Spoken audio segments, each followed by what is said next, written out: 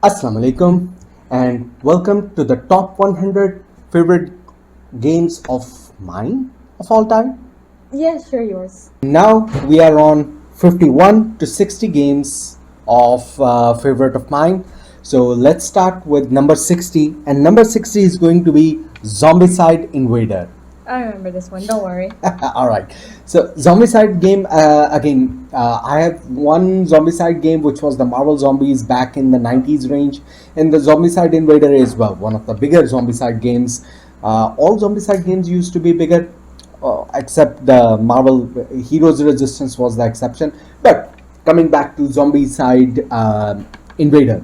Now this is a Zombicide game which is a dice checker, killing zombies everywhere, completing your objective. But the Invader series is set in the future or science fiction kind of universe where these are not zombies, these are aliens which are behaving like zombies, and that's what you are fighting. Now, what makes the Invader series different from the other Zombicide series is that in other Zombicide series, I think with you need to have enough powerful weapon that you can defeat, for example, the big abominations in one turn. But with the this Invader one, I think they toned it down a little bit. That even without the very high powered equipment, you can do concentrated firing as well, where all the bullets go to one enemy abomination and then you can kill it. So that one tweak of a rule, there were other rule changes as well, but that one tweak of a rule made the game slightly easier, that you don't have to do too much searching to shorten up the playtime. Other than that, the mechanism in this one, that wherever the abomination goes, it spawns, it leaves a sludge kind of area, and that sludge can act as new spawn points for other aliens to come through. And that was a cool mechanic in this one as well. And that's why I think it was a really fun game for Zombicide. It was one of the first, I think, big miniature dungeon crawl game that we were playing. So we had loads of fun in this one, killing zombies here and there, trying to just survive. My thoughts? This game was probably. It wasn't the best for me, I'd say, but it was a nice game. I do really like the miniatures, they were very nice and detailed, and the gameplay was also very good. Again, I'm glad that they did tone down some elements so that it was easier to kill the enemies, and yeah, it was nice. And you remember the robot turret? Yes. I forgot its name, but again, that was a cool It's kind a of. Terrant, it's automatic. All right, so that's Zombicide Invader on number 60. On number 59 is Adrenaline. Now, Adrenaline, we haven't played that much Adrenaline, but that game really hits close to my heart because of my age-old, old school first-person shooter games, arena shooter games like Unreal Tournament or Quack 3, in which you are fixed in an arena and you are all killing each other, taking frags, and whoever gets more frags is going to be the winner of the game. So you like it because of nostalgia? Because of nostalgia, yes. Even though when you boil down its mechanics, it's purely a Euro game in which you can think of it like a pick up and deliver game, because you are picking up things which might be just ammo or weapons. So when you pick up those ammunition, once you pick those up, then you are going to be delivering them somewhere, which is to someone's face. And that's what you're doing essentially in this one. But once you make the frag, how they balance it out is actually unique as well, because the player who gets fragged out a lot, you get less points for fragging them again. So maybe you want to frag someone who hasn't been fragged before or who has been on a killing spree, because that gives you more points. And that balancing mechanism actually makes the weaker target less interesting for other players and the stronger players a more lucrative target. And that balancing out really was unique for me. So Ishal, do you remember Adrenaline? Sort of. I think I may remember the art style a bit, but other than that, I don't remember much.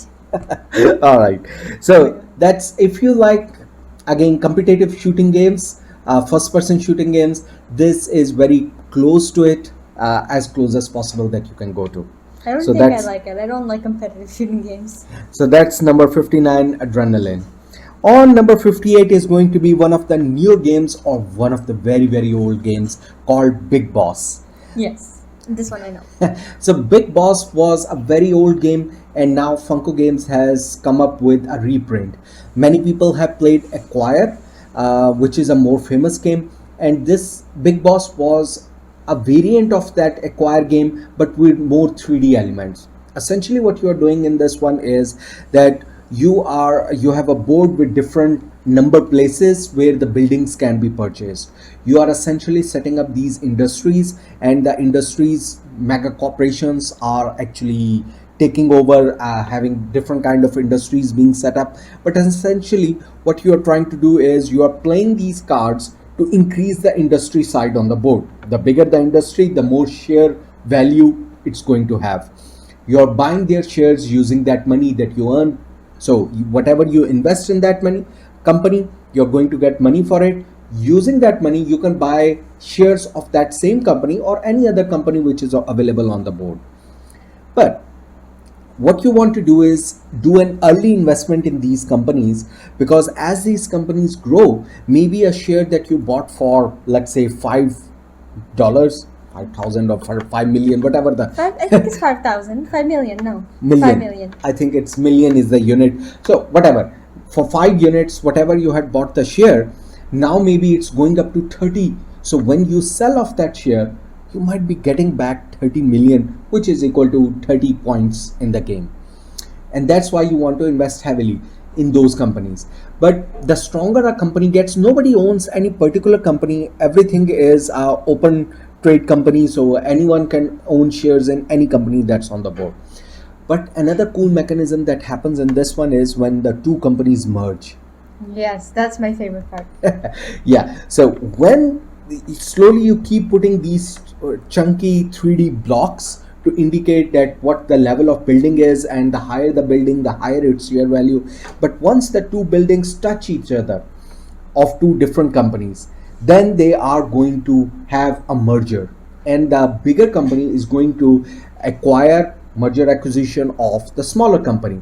So whoever owns the smaller company is going to be paid off based on the current share value of that company. So maybe if you're looking for current cash, maybe you want to get more shares in the smaller company because you know that company is coming closer to it, and you want to sell it off because you need liquid cash. But if you have no cash problem, then maybe you want to invest in the bigger company because you want to earn more shares of it, because once it acquires a smaller company, its share values are going to increase twice or threefold based on the total merge value of those companies. And that's a really good mechanism where you can see that, okay, where should I invest in? And you can also see that someone has more shares than me in some company, and maybe you are being selfish and you don't want that company to increase, because the more you help that company increase in shares, the other player already has 5-6 shares in that company and you only have 2, so you are essentially helping them. That doesn't really make sense. And so it makes you like want to gatekeep the cards to yourself. So that's why it's a very interesting game. I haven't single time won this game. No, I haven't. I always invest in poor companies. I want to help them out, and then your companies get taken over. And all my companies that I end up founding get taken over. So I never win. But that's Big Boss, Vishal. On the other hand, I always win. You will not forget the feeling of power you have when a company that you benefit from suddenly overtakes another company, and if you have shares from that company, you get more money. It's unexplainable. It brings so much dopamine and serotonin to my body. It makes me so happy. She's part of evil corporations and I'm just helping small companies. Oh, I love capitalism. So that's number 58, Big Boss. On number 57... Before he finishes, I would like you all to do a favor, and that is please comment below what colors of companies specifically gets the biggest or wins the most, because for us personally it's black and purple, because I never invest in those, and because I always start those companies. Alright, so that's Big Boss on number 58. On number 57 is going to be a Viking themed game, which is Raiders of the North Sea. Now, this is one of the Shem Phillips games, the Garfield games, and I think this is one of my favorite in their series, Raiders of the North Sea. I haven't played many of them, but based on my level of interest, I think this was the one that I really wanted to pick up, and I really enjoyed it. Now, this is a purely worker placement game, but the unique twist in this one, as with all their games, is that they take a very simple mechanism and then add a twist in it. So in this one, the worker placement mechanism works in a different way. Nobody owns any specific worker. There are three level of workers: the black Vikings, the gray Vikings, and the white Vikings, which are the most prestigious. So once you place a worker, first of all, you will place a worker anywhere on the board and take that action. And then you get to pick up another Viking from any other place and take that action as well. So you will always end up with one worker in hand, and it can be any color which was available on the board. So you will be taking these actions, and based on what kind of worker did you send there, your level or power of action is going to vary. And there might be some locations where a white worker will not even want to go. So it's a granary. Why would a white worker, which is a more prestigious worker, want to go there? But if a black worker goes there, then it's fine. But a black worker cannot go to the bigger raids on the forts. So you need a white worker to send to for the bigger raids, which is the second part of the game, that the bottom half of the board is a pure Euro game where you're collecting resources. But why are you collecting those resources? Because you want to send your Viking groups on raids in the northern area to collect more valuable loot like gold, sheep, livestock, stone, things like that, which are randomly placed in different areas. You will be having to build up your Viking army, and then using those Viking army powers, you are sending them in the north to attack different places. And as long as your Viking strength is more than the, and you also have the prerequisite food to feed your Vikings, you can attack some area and get the reward of it. So it has a lot of mechanisms working for it, even though the game starts as a very simple game, but then there are different ways of scoring, and all of them just boil into a very thematic Euro game, but which doesn't feel like a dry Euro. It feels like you are actually raiding these camps, which make it feel like more marrow trash and fighting as well, but built into a Euro game. So I just absolutely love this game, and lovely art by D'Amico in this one. So that's my number 57, Raiders of the North Sea. You played it once or twice? I don't think I played it. I think I sat down to watch you play it and then I got bored. Alright, so number 56 is going to be a family friendly game, and that is going to be Horrified. Ah, yes, Horrified. I have not played that. You have played it all. So Horrified, and right now there are two versions of it, and the third version of Horrified is going to come soon as well. So the original Horrified is on my number 56. In Horrified, you're going to face off against the classic monsters, which is going to be the Mummy, the Vampire, Dracula, the Swamp Thing, the Invisible Man. And you can use any combination of Frankenstein, Bride of Frankenstein, and you can use any combination of these monsters to fight against them. Each monster, the gameplay is going to be very simple. The board is like a pandemic board where you have different locations with different items on it, and each item is a colored item with a different level power mentioned on it. And what you're doing is essentially going to these different locations and collecting these items. And for each of these villains, those items can be used in various ways to deposit them and complete the objective, which is going to make these monsters weaker, and then you can finally defeat them. But at the same time, there is always trouble that there are these bystanders coming up, these town folk that are coming out of the town, and you have to keep saving them as well. Otherwise, the fear track in the town is going to be so much high that you cannot control it. So for example, if you have a wolfman, then you might be required to actually find a cure for the wolfman so that he turns back into a normal human being. Yeah, For werewolf. no, Wolfman. Wolfman was the original one. It's essentially a werewolf, but the movie was called Wolfman. Alright. Then there is Frankenstein and the Bride of Frankenstein, and what they want to do is they want to meet together, but to help them out, they have to gain humanity as well, and you're trying to gain humanity in Frankenstein before that happens. With the vampire, you have to destroy all his hiding spots, which might be the coffin places. So you need particular red items with high attack power to destroy those coffins. So the Invisible Man pops in and out at different locations. The Swamp Thing can go into water spaces and attack from water spaces where you cannot go.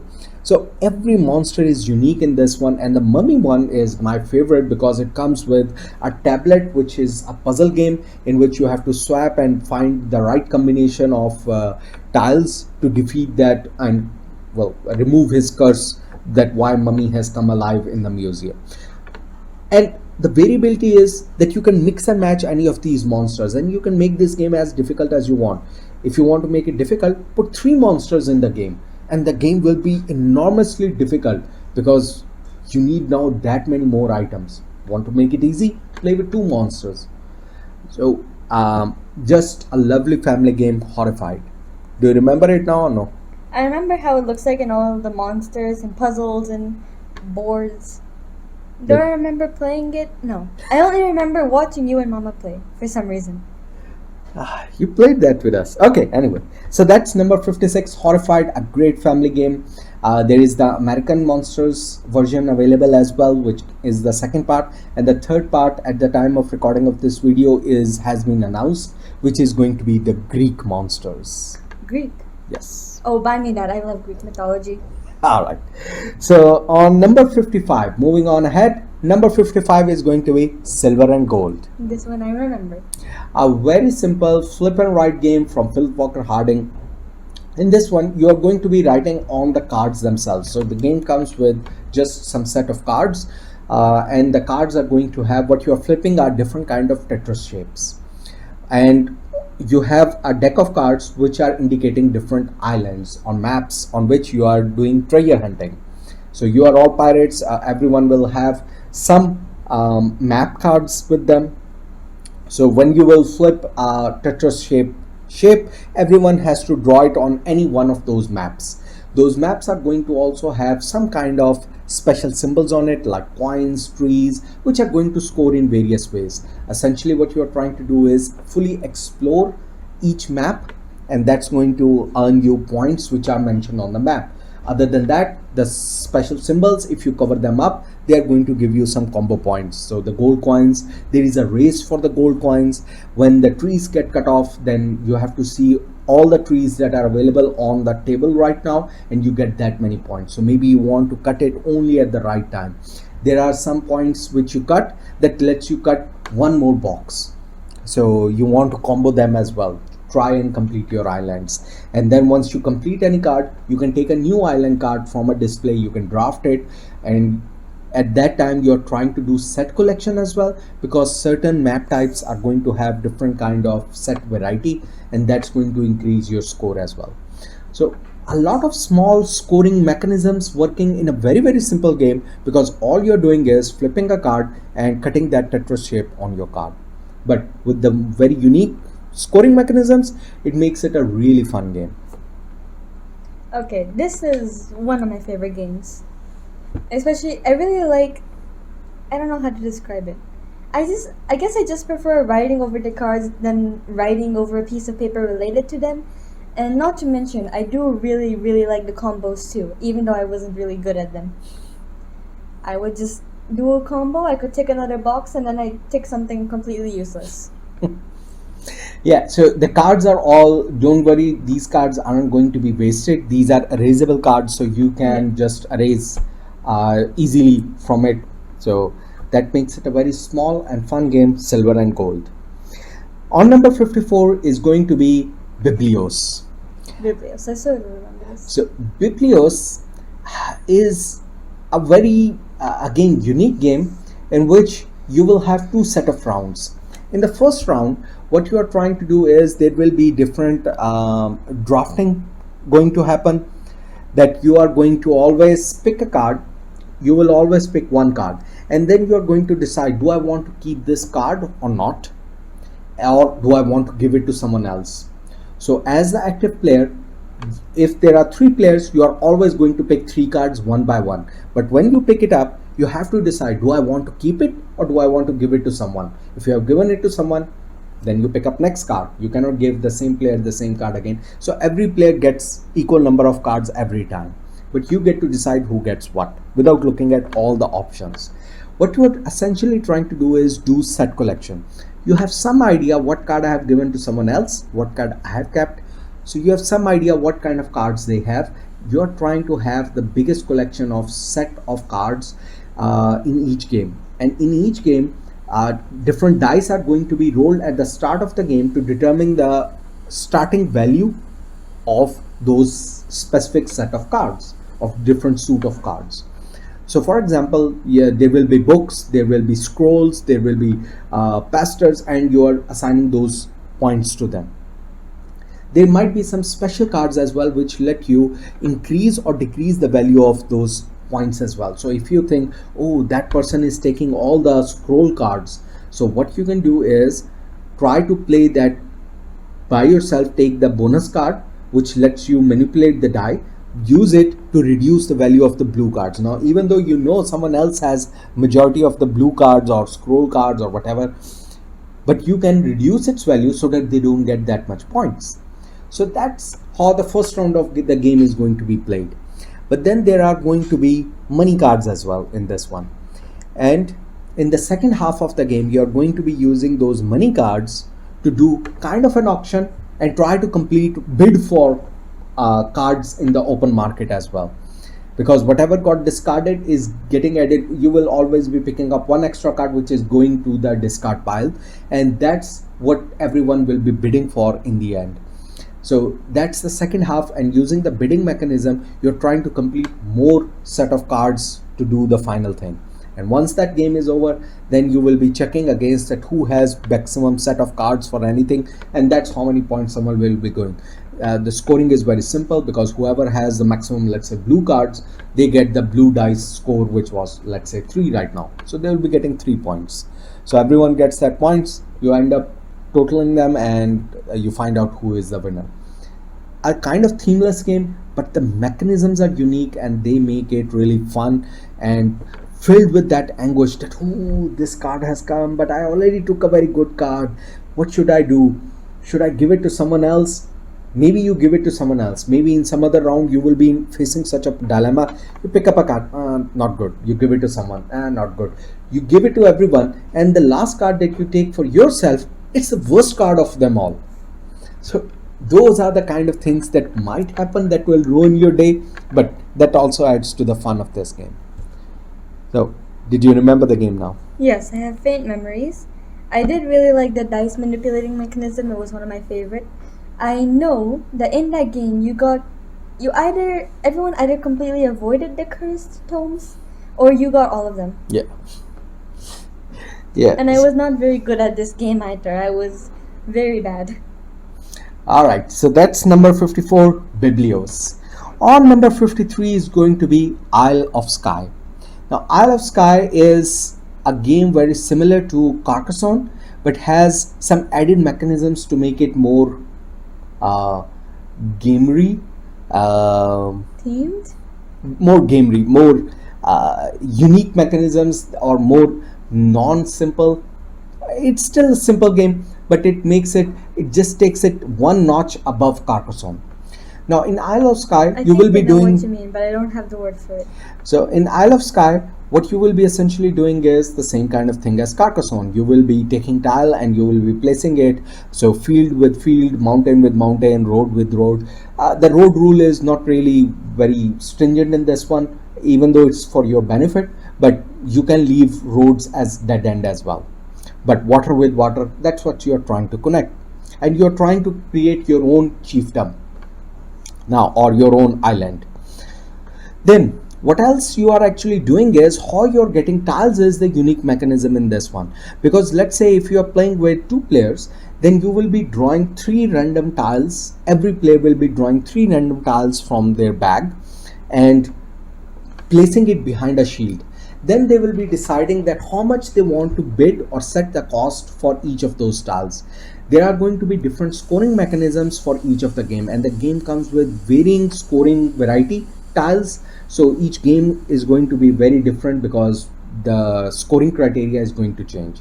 So for example, sometimes you have scoring criteria that the tile which has the most sheep is going to be worth more. Sometimes you will have the points that, okay, the tiles which have ships with connected to a water area which is at least 4 bodies is going to be worth this many points. Sometimes you are counting lighthouses, sometimes you are counting how much mountain area is bigger, etc, etc. Different scoring mechanisms can be there. Now what you're trying to do is bid for those, so you know some scoring mechanism is active in this round and also in future round, so you might want to put or have extra cost for that item. And one of the extra tiles you are going to decide is going to be discarded as well. Everyone will reveal, and at that time discarded cards will be removed, discarded tiles will be removed, and now you're looking at each other's tiles, and you will have the option to buy any one of those tiles based on the set cost. So if someone has set a 3 cost for a tile, you can decide, no, I'll pay 3 and take one of your tiles. So you will take the tile from the other player can do the same thing as well, pay the cost. So if you have set a 5 cost for that really juicy tile with the more scoring options, they want to pay 5, they can do it. But if they don't pay that, then you have to waste your 5 coin because you set a very high cost and nobody wants to take that tile. So you will be forced to pay that 5 coin value to take that tile as well. So that's how you will be placing those 2 tiles, or depending on number of players, that many tiles in each of your turn, trying to connect all of this and have enough coins by the end as well to keep the cost going on as well. So you're making your coin earning engine as well by connecting roads to your castle. Again, all these additional mechanisms to the pure simple mechanism of connecting tiles just make it one of my very favorite games. I despise the artwork of this game. I hate it. The mountains look hideous, the sheep look like clip art pasted on grass. I just don't like the artwork of this one, but the game is really good. So Shal, maybe once you played it. I think once I did try to play it, but I also didn't like it at that time because I didn't like Carcassonne, so how would I like a game similar to Carcassonne? Yeah, all right, so fair enough. That's number 53, Isle of Skye. On number 52 is going to be Gravwell. I essentially played the second edition, but it's nearly the same game with some rule changes and upgraded components. But again, the game is Gravwell. Gravwell is a unique racing game which has a rubber band kind of effect, because essentially what you're trying to do is you're trying to race away from a black hole, from inner space to outer space, to escape from it. But how the game mechanism works is based on gravity itself. So things are going to pull together each other if they are close to each other. And that's why you cannot be a runaway leader in this one. If someone has gone too far away, they will be automatically pulled back because the closest body to them is the guy in the back seat. So they will go towards him because gravity is pulling them towards that side. So really you have to play smartly your cards, that when do you want to push ahead, when do you want to keep behind, and just use the throttle of other people to move ahead. Because essentially what you're doing is you have these alphabetical cards with some numbers on them. So everyone will select one card and play it, and based on the alphabet, the sequence of the player order is going to be decided. So if you want to go ahead, maybe play one of the A, B, C, D cards. If you want to go last, play the X, Y, Z cards, etc, etc. And how many spaces you are going to move is determined by the number on it. So for example, 4 spaces or 3 spaces. But in which direction you go is not in your control, because that's going to be determined by, okay, which ship was the closest to you or which object was closest to you, and you are going to be pulled towards it.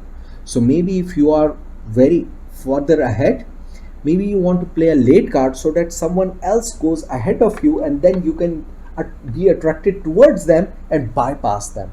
Otherwise you will be pulled back. even though there are different cards also which let you push against gravity, but those cards are very less. So sometimes you have to intelligently play which card when to play, which is going to be suitable, what other cards other players might be able to play, and then decide your moves. So it's a very interesting and unique twist on the racing games, which make it very chaotic fun for me. I really like this game. The main reason why is because I just find the whole concept fascinating that you need to follow the laws of gravity in order to race. And I think I am generally good myself. I like figuring out that okay, I need to play a card this late or this early so that I can go in front. I also find that the first round of this game is always a bit hard because it's always a gamble as to what you're actually gonna get. But on the later rounds, it gets much more easier, mainly because I win. Yeah, on the later rounds, you get to at least draft the cards with some partial information, because at least one card will be visible rather than a random hand of cards. You will see one card which is visible to you, and then you get to decide, okay, I want to take this pile of cards. Some cards will still be random, some cards you will know, and other players will know as well what card you have in your hand. So that's good thing about this one as well. That's the fun part, using others for my own benefit. All right, so that's number 52, Gravwell. On number 51 is going to be Arkham Horror, the card game. I did not play this. You have not played this. It's a very complex game, even though it's called the card game, but it is the furthest thing from a simple card game, because in this one you are going to have some cards available to you, but each of those but those cards act like a game board, and each mission is going to be different from the other one. So if this game had been a board, the game would have been fixed in one unique world. But using the card mechanism, sometimes you are using those cards to represent a haunted house. Sometimes you are using those cards to represent spaces in galaxy which are moving from one location to another. Sometimes those cards are set in a serial way because you are moving on a moving train, and the train is getting destroyed and the cards are moving away from you. So they have come up with so much unique methods of how we can do a variety of things with those cards. You might be going in forest, and now they are branching ways and they lead you to different locations. And next time you will play, you will be shuffling those cards, and next time those locations are going to be different. So they could have never possibly achieved what they have achieved if they had a board in this one. But using the cards was a fascinating thing. Essentially what you're doing is again visiting these different locations on the cards, and then using different kind of checks, which are going to be using a bag pulling mechanism, which is the most horrible mechanism in this one, because there are no good tokens in that bag. They are all horrible, so you will always be in trouble when pulling things out from a bag. You are always dreading that you are going to fail. You can use more cards from your hand to enhance your action, but then the less cards you have in your hand, you are just becoming weaker, because that card now you don't have for its permanent ability, for whatever the special text was on that card, because you just use it for enhancing the symbols of your skill test. But using those skill tests, you have to succeed, and you're trying to complete the objective before the time runs out and the old one waken up, or whatever the mission is, because every mission is going to be unique.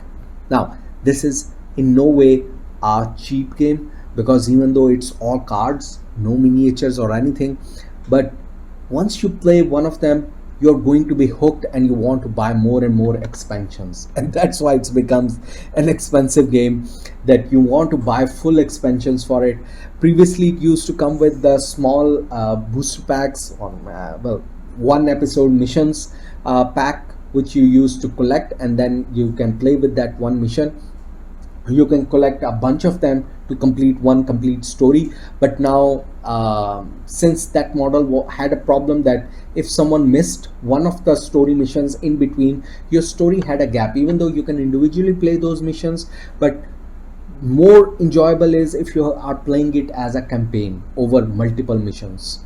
So now what Fantasy Flight is doing is that they are releasing the whole campaign as one box. So it's a much costlier box, but one box where you can find all the campaign things in one box. and an additional box where you can find new player cards, new investigators, new abilities in those cards. So based on what you want to try, you want to try new campaigns, you want to have new player cards, because this is a deck construction game. You don't do any deck building in this one. Before the game starts, you build up your deck based on how you want to fight. Maybe you want to have a lot of ammunition cards in your deck. You decide your deck before you start the game, and then you start the game based on how you want to customize it. So that's one of the loveliest LCGs, living card games, that I like. Spoiler, I hate Marvel Champions, which is a game based on Arkham Horror, but it didn't have any of the soul of Arkham Horror, the stories, the good mechanisms that I told you, how the board formed. It had none of that. It's just card play in it, that you are fighting the bosses and the bosses are getting beat up. It just So feels like a cheap retheme.